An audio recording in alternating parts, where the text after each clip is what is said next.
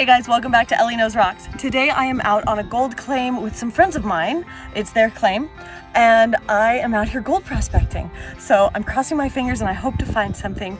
And thank you guys so much for coming along on this adventure, and let's see what we can find.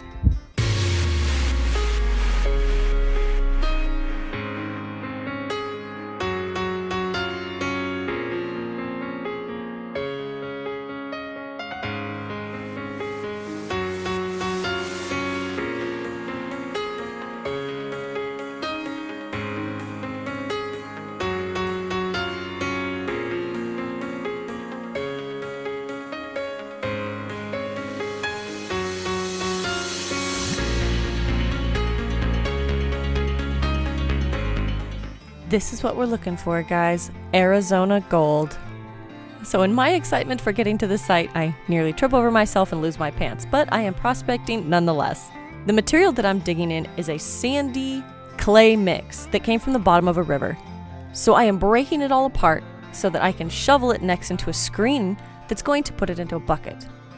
I'm breaking up all the clay so that I can try to liberate as much gold from this rock as possible. Sitting for years has compacted it, so it's made it very difficult. Once I'm done, I'm ready to start screening. The screening process is pretty easy. I shovel what I dug out of the side of the hill into a screen, and you can see my face is totally pleased. The screen separates it further, and then everything that is sorted is put into a bucket. And that's about the sound it makes. So I go ahead and do this physical labor for 5 buckets worth. Now let me give you just a little bit of history about this place. The area that I'm digging in is an old claim that was once dredged a long time ago, where they used a huge dredging machine that would dredge an entire river, and this was the leftover spoils. Basically the dump pile, and any gold that's found in here was too fine to go through the machinery that they had to use. So here are my 5 buckets of nicely sorted material that I'm about to put in a dry washer from that hole right there. If you guys don't know anything about dry washing, it's actually the most inefficient way to find gold. However, in Arizona, where there's very little water, it's all we got. So this is the dry washing process. It's not very difficult. You use a dry washer with a blower to help vibrate the machine and separate the material. So I start loading bucket after bucket into the dry washer to help sort it out. I had just a little bit of help, which was very encouraging, to kind of mix up the pile and make it so that I could get more material in there. So I do this for all 5 of the buckets that I had collected. This is probably one of the dirtiest jobs that I've ever done. At least the wind was blowing pretty much far away from me so that the dust wasn't coming right back into my face. But I was definitely coated in a layer of fine dust by the time I was finished. Oh, and fun fact, because my arms are kind of smallish and I don't have a lot of upper body strength, I was splitting my 5-gallon buckets into another 5-gallon bucket to make them 2.5-gallon buckets so that I could actually pick them up and put them in the dry washer without falling over or making myself look like a complete fool. Nonetheless, let me give you a little bit of a close-up of what it looks like for the material to be in the dry washer. So that was the annoying sound that it makes. And while you're there, it's extremely loud. I've turned down the volume quite a lot. As you can see from the motion, the rock is vibrated so that the gold falls to the bottom.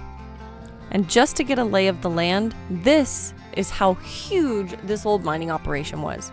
Each one of these hills is not an actual hill.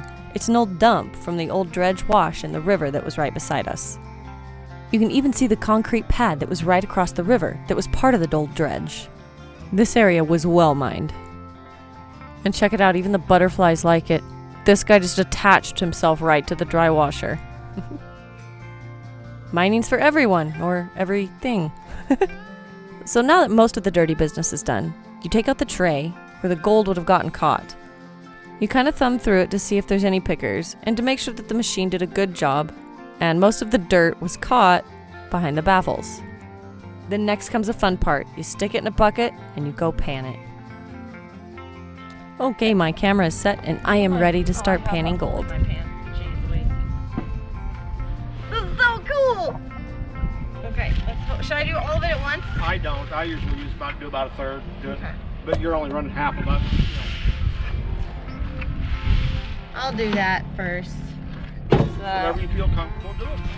So I don't mess it up. This is so cool. I hope you can hear my excitement. I was extremely happy. At this point, some people might give me crap for using my fingers to push around the dirt to help get the dust out. It's just something I feel comfortable doing, plus my hands are extremely dry. Although it is possible that oil can attach to gold and make it slide out of the pan and fall out as you're sloughing off just the rest of the rock that's in it. However, I'm extremely careful and it takes me quite a while to pan out a pan of gold just because I don't want to lose anything. You can see I have a lot of little helpers walking around. And there are a lot of different ways to pan out a pan of gold. Me particularly, this is my favorite way to do it, although this isn't my favorite pan. This one is a little bit too small. I enjoy a little bit bigger pan just because I feel like I have more freedom with it. And as you can see, being in Arizona, we have a bucket of water that is all full of dirt right now. And I'm just hoping to pan off this stuff and get some gold. Why don't you go up that hill and see if you can find a mother that wants you? Little teeny tiny little flake so far. Small, but it's there. It's definitely, I'm counting on the rest of whatever's in here as the good stuff. But there might be something in here. This was just preliminary. Just to pull it back to see what was there. Yay!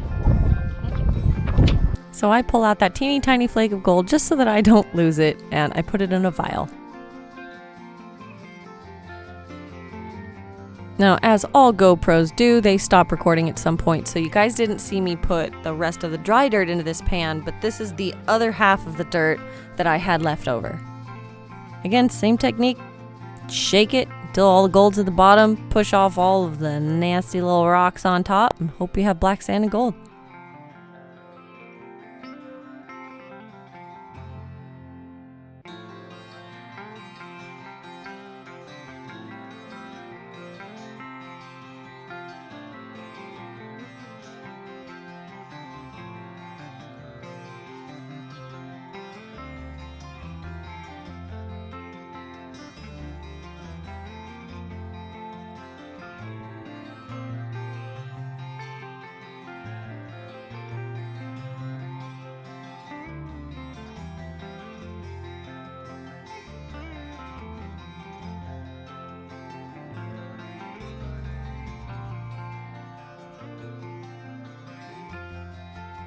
Now that I'm down to the bottom of panning, one of my friends suggested if I'd like to use the gold claw. I said I'd never used one of those before, so they offered to show me how it worked. So we're gonna put some of my gold, or my pan, that hopefully has gold in it, in here. And as we start to pour it in, it gets real interesting real quick. Oh my gosh! Oh, wow. So pan that out, and then we'll pan this stuff out. So get this stuff, there's got stuff up here. Look at that, a nice flake. Look at that. She dug it, she classified it, she ran it, she panned it. Look, there's another one. They're all over the place. Okay, you want to put it in here. Okay guys, you see the little bits of gold right here? All found by me. I had help from friends to use their dry washer and stuff, and here's some more dirt that we're gonna pan out, but I found those. Look, they're really cute too. I was extremely happy with what I found for just a few hours of work from 5 buckets of dirt. That is cool. Thank you guys so much for being part of my adventure, and I hope you come back again to see what more I have in store. Bye.